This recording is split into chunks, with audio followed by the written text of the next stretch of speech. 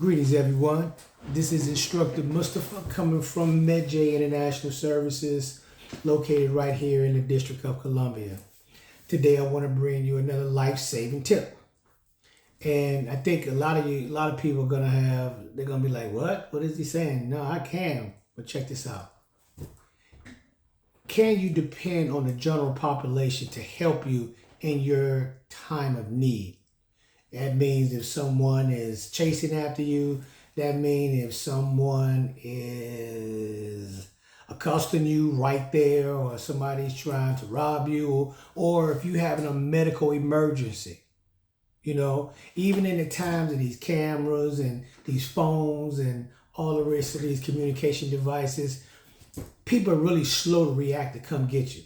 They may take a picture of you and take a video of you and send it all throughout the world, but they literally are very slow in rendering assistance. It's only the few that's going to come to your assistance. Now, during your time of need, can you defend yourself? If you're wounded, do you have your medical kit? Do you have information or resources or whatever it is that you may have to help you help yourself? And the problem is that sometimes we have these medical emergencies that's out of our hand. We may pass out, we may be whatever is having a seizure or whatever, and we may not can assist ourselves. But now we got to depend on the public. You know what I'm saying? And it's really shaky flaky depending on the people, because they shaky flaky. Sometimes they help you, they may not help you. They will look at you in your face and look at you and keep going and walking past you while you're in distress. Can you help yourself? And that's the key to everything right now. You have to be able to help yourself as much as you possibly can. Within your consciousness, you got to be able to call. If you can get on a 311, 911, call someone to give you assistance. Here's an address. I'm located here. I'm in a medical distress, and they'll send an ambulance to your location, and you only have a couple of seconds. See, time is not on your side, especially when you feel something going on with you. And if you know that you about to go out or you feel something right and you by yourself, you better try to get on that phone and call 911. Try to get somebody to help you, because, man, like I said, people will walk right past you. People will walk right past you and look at you and won't even ask you, are you okay? Now, I don't deal with the public like that. I don't deal with it because I understand their behavior, their mentality. So I as much as possible, I try to make sure I can help myself as much as as close to helping myself as possible before I go out, or if I do go out. I want to at least have some kind of location where people can come search for me. But when you don't do that and you don't recognize that you're in distress, and you don't call someone, you don't try to notify someone, it's like you got to depend on the people to render assistance to you and to call 911. Most time they're going to call 911. They're going to do that. But helping you, and if someone does try to render assistance, can they help you? Suppose someone cuts you. Suppose someone shoots you. Do you have like any kind of devices, or a tourniquet, to stop blood? What do you have to stop blood flow, to stop the bleeding? Can you help yourself? Can you help someone else? You have to think about these things when you're out and about, because 2025 is going to be an interesting year, holistically, all the way around. And they say in the District of Columbia, crime is down, everything is down, But, this is another year coming with a new administration coming in. We don't know what's happening over here on the right. We don't know what's happening over here on the left. We don't know. But the most important thing is to be prepared. So understand that if you're in the general public, if you're around a lot of people, and if something's going on with you, you may or may not be able to depend on the people that's around you. So make sure that you have enough information on health and wellness and first aid and combat first aid. So you could try to help yourself. And remember, feel what's going on with your body. That's your body. You know if there's some type of feeling that you've never felt before in your body, or you felt this sensation or this feeling before and it wasn't good, you know, you need to, like, either you're driving, try to pull over as quick as possible. If you're walking, you need to try to get your breath, get yourself together. And if you got to go down, call 911. I'm here. I'm at the 1400 block of S Street.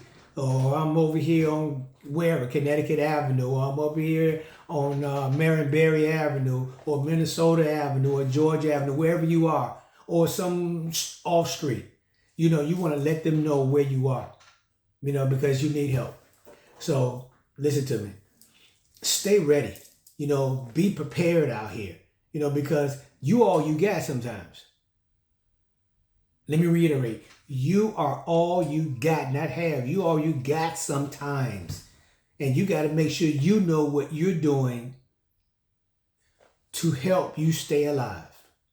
Remember, I'm in the life-saving business. So I'm trying to give you edification on how to save your life. So, you know, in this 2025, get you a blueprint on what should I do, on scenarios, all these different scenarios. If you're a single person, you live by yourself, you should have multiple scenarios for your house, your apartment, you know, your car, at your job, you know, wherever you move at. You know, you need to have scenarios. If this happens, this is what I do. If that happens, this is what I do.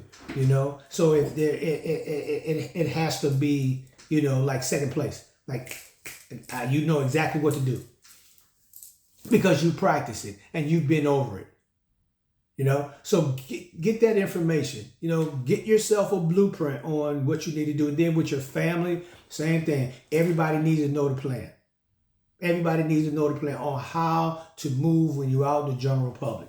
And no, you can't depend on people, and you must deploy situational awareness. But at the same time, you got to be able to take care of yourself. So that means as a family and as an individual, you should be taking some first aid, CPR, AED classes. Then after you finish that, you should be taking some combat first aid classes. You know, we're talking about punctures, stabs, bullet holes, bullet wounds, any of that. You know, blunt force trauma to the head, to somewhere. You know, you need to know how to deal with that. You know, and you need to have the right equipment on dealing with it. You know, you have to have everything that you need right in your med pack, and everybody should have a med pack, especially concealed carriers and wearing carriers.